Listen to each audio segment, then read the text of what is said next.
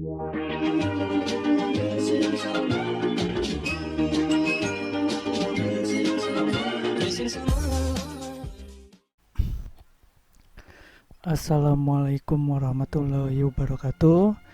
Pada video pembahasan kali ini kita akan membahas tema 2, persatuan dalam perbedaan. Subtema 1, rukun dalam perbedaan, pembelajaran 3.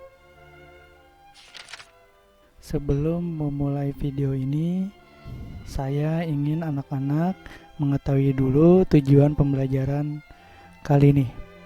Yang pertama itu, setelah membaca informasi tentang tumbuhan yang nanti akan dijelaskan, siswa mampu menyebutkan cara tumbuhan beradaptasi dengan baik dan benar, dengan tepat. Yang kedua, setelah melakukan pengamatan, siswa mampu membuat laporan tentang cara tumbuhan beradaptasi. Yang ketiga, setelah membaca teks tentang tokoh proklamasi kemerdekaan, siswa mampu menyebutkan informasi penting menggunakan aspek adik simbah. Apa, di mana, kapan, siapa, mengapa, dan bagaimana. Lanjut.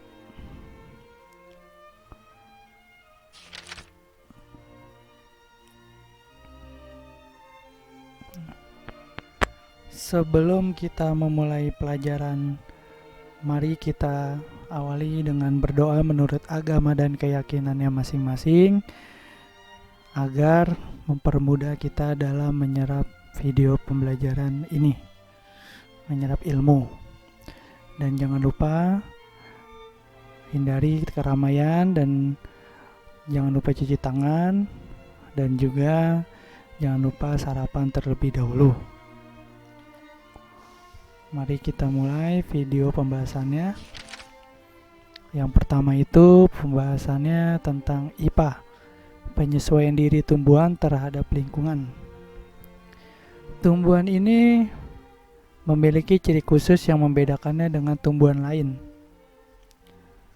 Ciri-ciri tersebut berhubungan dengan kemampuannya menyesuaikan diri atau sering disebut beradaptasi terhadap lingkungan hidupnya. Dengan beradaptasi, tumbuhan dapat mempertahankan hidupnya.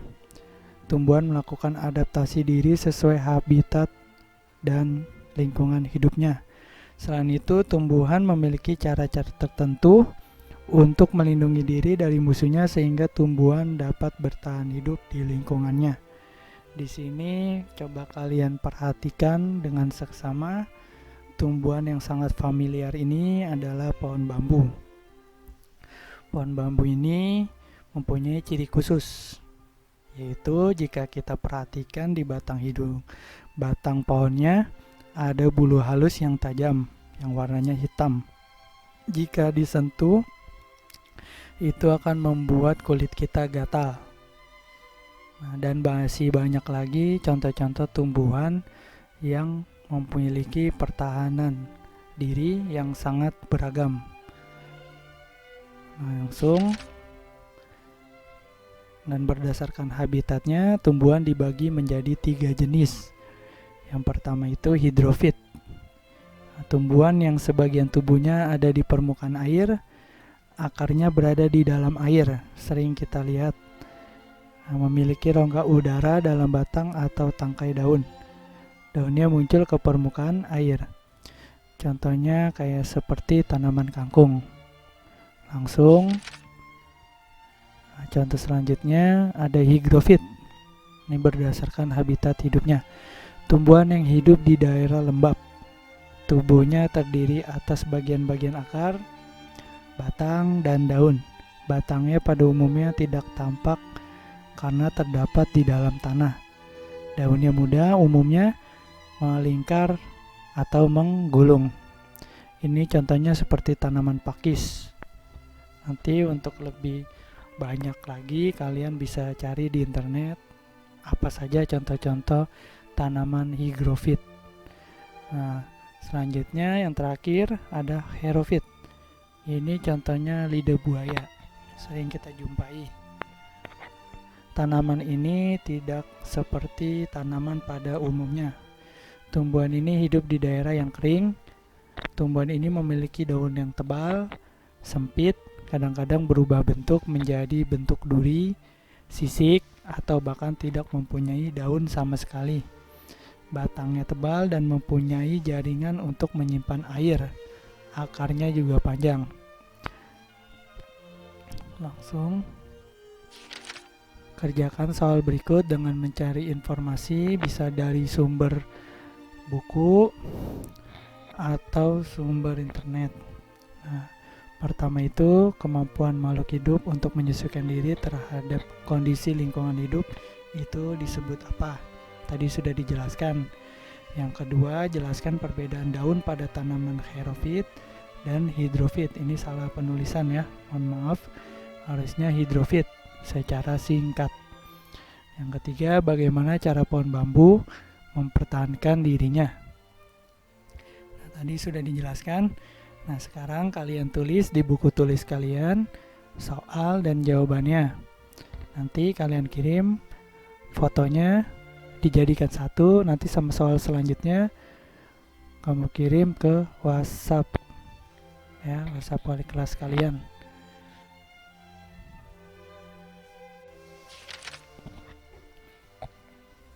Video pembahasan selanjutnya adalah bahasa Indonesia. Bacalah teks berikut. Teks tentang tokoh proklamasi kemerdekaan. Nah, di sini ada teksnya. Mari kita simak atau kalian ikuti baca. Proklamasi kemerdekaan Indonesia. Proklamasi kemerdekaan Indonesia memiliki makna yang sangat penting bagi bangsa Indonesia. Sejak teks proklamasi kemerdekaan dibacakan, rakyat Indonesia memiliki negara yang merdeka, berdaulat, dan bermartabat.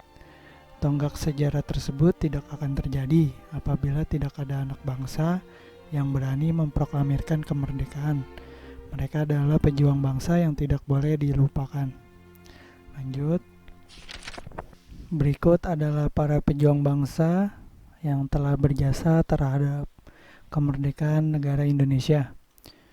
Insinyur Soekarno merupakan salah satu orang yang berjasa dalam mendirikan negara Republik Indonesia sebagai negara berdaulat. Bung Karno lahir di Blitar, Jawa Timur, pada tanggal 6 Juni 1901 dan beliau meninggal di Jakarta pada tanggal 21 Juni 1970. Bung Karno menyusun konsep teks proklamasi di rumah Laksamana Tadasi Maeda bersama Bung Hatta dan Bapak Ahmad Subarjo. Ia kemudian menandatangani teks proklamasi atas nama bangsa Indonesia bersama Bung Hatta. Bung Karno membacakan teks proklamasi kemerdekaan Indonesia di kediamannya di Jalan Pegangsaan Timur nomor 56 di Jakarta. Nah, ini sosok beliau Bung Karno dan ini Bung Hatta. Dr. Andes H. Muhammad Hatta atau Bung Hatta kita kenal, lahir di Bukit Tinggi, Sumatera Barat pada tanggal 12 Agustus 1902. Beliau wafat di Jakarta 14 Maret 1980 pada usianya 77 tahun. Bung Hatta menyusun konsep teks proklamasi bersama Bung Karno dan Bapak Ahmad Subarjo. Ia ikut menandatangani teks proklamasi atas nama bangsa Indonesia bersama Bung Karno. Bung Hatta adalah wakil presiden pertama Indonesia. Selain itu, beliau adalah Bapak Koperasi Indonesia. Subarjo Jojo Adi Surjo lahir di Karawang. Ini foto beliau, Jawa Barat, dan wafat pada tanggal 15 Desember 1978 pada umurnya 82 tahun. Beliau adalah Menlu atau Menteri Luar Negeri Indonesia yang pertama. Bapak Ahmad Subarjo merupakan salah satu tokoh dari golongan tua yang berperan dalam mempersiapkan proklamasi kemerdekaan Indonesia. Bapak Ahmad Subarjo ikut menyusun konsep teks proklamasi di rumah Laksamana Tadasi Maeda bersama Bung Karno dan Bung Hatta. Berikut sosok beliau. Dan selanjutnya Laksamana Tadashi Maeda. Ini fotonya, adalah seorang perwira tinggi Angkatan Laut Kekaisaran Jepang.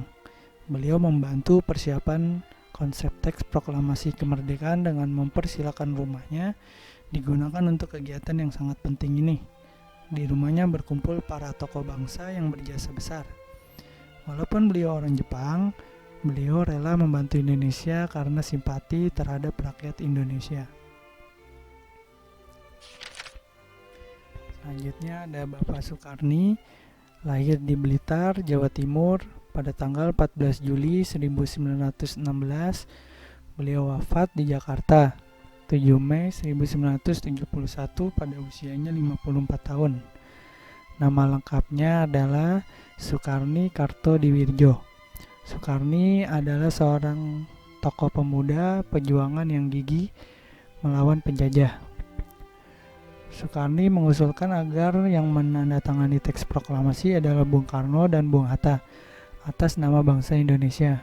Ini fotonya. Dan kemudian ada Ibu Fatmawati. Nama aslinya Ibu Fatima, lahir di Bengkulu pada tahun 1923. Beliau meninggal dunia di Jakarta pada tahun 1980.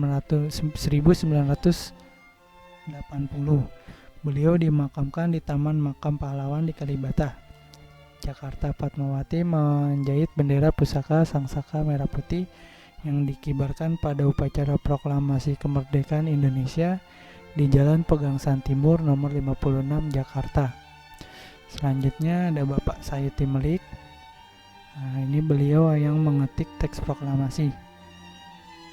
Sayuti Melik adalah tokoh pemuda yang sangat berperan dalam proklamasi kemerdekaan Indonesia.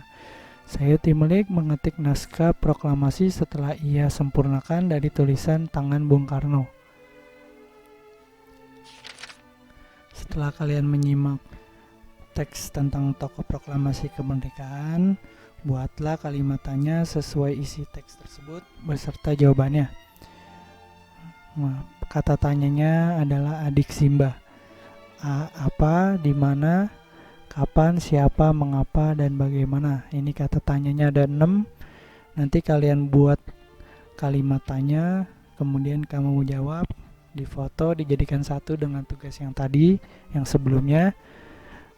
Jadikan satu, kirim ke WhatsApp wali kelas kalian. Terima kasih.